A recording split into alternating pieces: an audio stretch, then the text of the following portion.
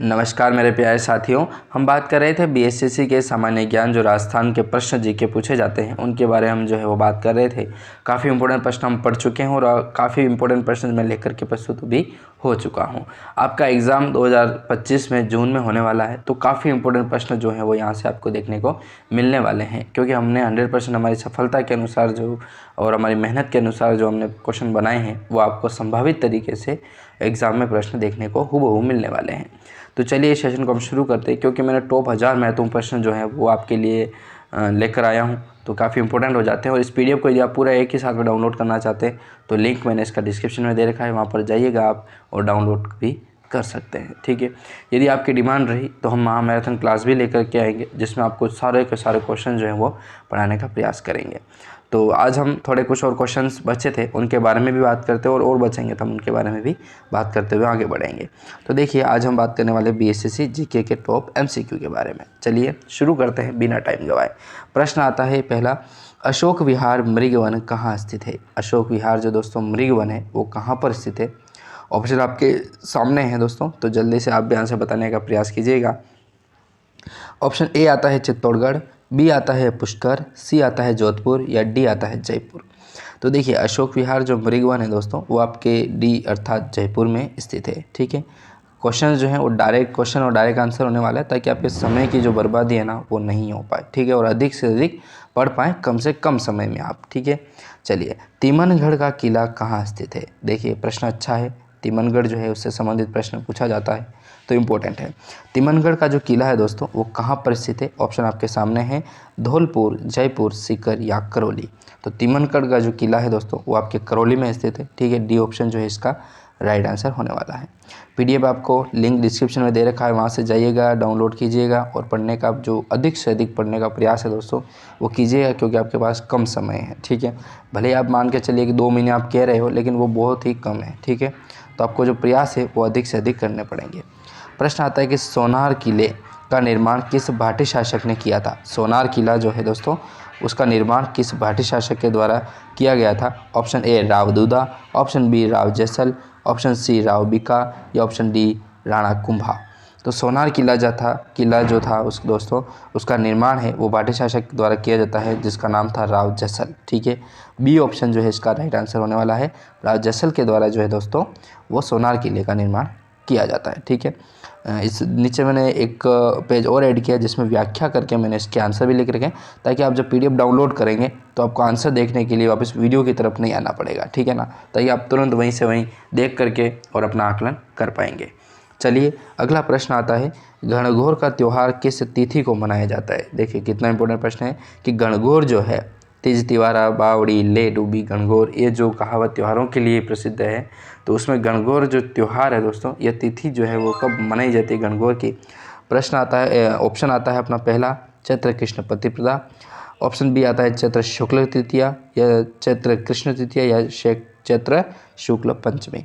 तो गणगौर का जो त्यौहार है दोस्तों वो आपके मनाया जाता है चैत्र शुक्ल तृतीया को। ठीक है, गणगौर आता है चैत्र शुक्ल तृतीया, ऑप्शन बी जो है इसका राइट आंसर होने वाला है। ठीक है, चैत्र शुक्ल तृतीया जो है इसका राइट आंसर है।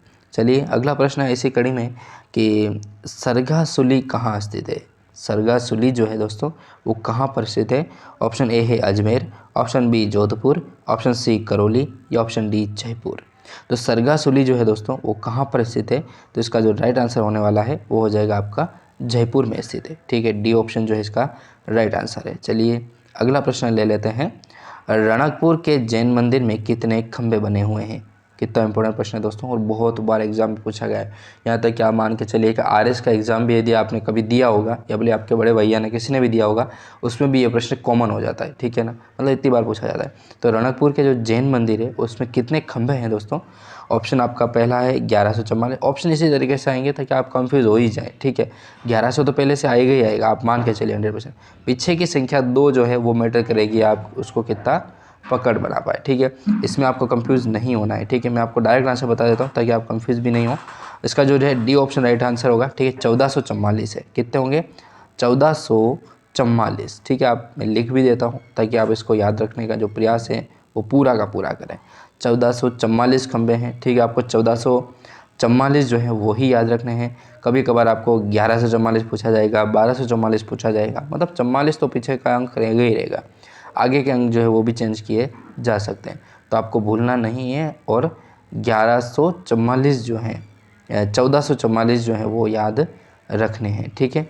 1444 जो है वो रणकपुर की जैन मंदिर में खंबे स्थित है, ठीक है। चलिए अगले प्रश्न की ओर बढ़ें तो देखिए अगला प्रश्न आता है कि वीर सतसई के रचयिता कौन है। वीर सतसई जो है उसके रचयिता कौन है दोस्तों? मतीराम जी हैं, या फिर सूर्यमल मिश्रण हैं, या बाकीचंद हैं, या कवि वृंद हैं। तो जल्दी से प्रयास कीजिएगा कि आप भी इसको कवर कर पाएँ। तो वीर सतसई के जो रचयिता हैं दोस्तों वो अपने हो जाएंगे सूर्यमल मिश्रण, ठीक है। बी ऑप्शन इस कड़ी का जो है वो राइट आंसर होने वाला है, बी ऑप्शन सूर्यमल मिश्रण, ठीक है। चलिए आगे बढ़े। बताना चाहता हूँ पीडीएफ डाउनलोड नहीं किए दोस्तों तो वापस मैं आपको रिपीट कर रहा हूँ, कर लीजिएगा, क्योंकि देखो वीडियो तो क्या है कि आप तक पहुँचने का एक माध्यम है, ठीक है। लेकिन यदि आप पीडीएफ डाउनलोड करके पढ़ेंगे ना तो आपके जो समय तो बचेगा ही बचेगा, लेकिन आप अच्छे तरीके से पढ़ पाएंगे, ठीक है। वीडियो तो यूँ है चलो कि आप तक पहुँचने का एक हमारा एक माध्यम था, ठीक है। तो इस तरीके से हैं। चलिए अगले प्रश्न की ओर बढ़ें। तो प्रश्न है कि राजस्थान में प्रथम पंचवर्षीय योजना की शुरुआत कब की गई थी। चलिए इसका आंसर आप देने का जो प्रयास है वो पूरा का पूरा कीजिएगा, ठीक है। राजस्थान में प्रथम पंचवर्षीय जो योजनाएं हैं उनकी शुरुआत कब की गई थी। चलिए ऑप्शन की बात करें। पहला ऑप्शन है 1 अप्रैल 1951, दूसरा ऑप्शन आता है 1 अप्रैल 1953, तीसरा ऑप्शन है कि 1 अप्रैल 1952, या चौथा ऑप्शन है 1 अप्रैल 1954 को 54 को। तो इस तरीके से प्रथम पंचवर्षीय योजनाएं हैं उनकी बात आती है। तो इसकी जो शुरुआत होती है दोस्तों डायरेक्ट बताना चाहता हूँ, ए ऑप्शन इसका राइट आंसर होने वाला है। इसका 1 अप्रैल 1951 को जो है वो प्रथम पंचवर्षीय योजना की दोस्तों शुरुआत होती है, ठीक है। चलिए इसी कड़ी में आगे वाला प्रश्न देखें तो देखिए राज्य मानवाधिकार आयोग अपना वार्षिक प्रतिवेदन प्रेषित करता है। राज्य मानवाधिकार जो आयोग है वो अपना वार्षिक प्रतिवेदन प्रेषित कब करता है। ऑप्शन आपके सामने है, ठीक है। कौन करता है मतलब कहने का, तो राष्ट्रपति को, चलिए ऑप्शन में बता देता हूँ, राष्ट्रपति को, या राज्य सरकार को, या राज्यपाल को, या केंद्र सरकार को। तो प्रयास कीजिए आप भी इसका आंसर दे पाएँ। तो इसका जो राइट आंसर होगा दोस्तों वो हो जाएगा अपना राज्य सरकार को, ठीक है। राज्य मानवाधिकार जो आयोग है अपना वार्षिक प्रतिवेदन किसको प्रेषित करता है, तो राज्य सरकार को करता है दोस्तों, ठीक है। बी ऑप्शन जो है इसका राइट आंसर होने वाला है। चलिए अगली कड़ी में प्रश्न आता है राजस्थान का राजकीय खेल कौन सा है। राजस्थान का जो राजकीय खेल है ना दोस्तों वो कौन सा है, ये तो आपको पता ही होगा, ऑप्शन पढ़ने की ज़रूरत भी नहीं है, बास्केटबॉल है, ठीक है। हॉकी क्रिकेट नहीं करना है, ठीक है। बास्केटबॉल जो है वो राजस्थान का राजकीय खेल है, राजस्थान का पूछा गया है, ठीक है। चलिए प्रश्न आता है अगला, कहाँ गया प्रश्न, क्रमवाइज तरीके से चलेंगे ना तो उससे क्या है आपको पढ़ने में दिक्कत नहीं होगी। हाँ ये रहा, अवनी लेखारा किस खेल से संबंधित है। देखिए कितना इंपॉर्टेंट प्रश्न है कि जो अवनी लेखारा है ना दोस्तों वो किस खेल से संबंधित है अपने। चलिए ऑप्शन ए है पैरा एथलेटिक्स, दूसरा है पैरा बैडमिंटन, फिर है पैरा शूटिंग, या इनमें से कोई नहीं।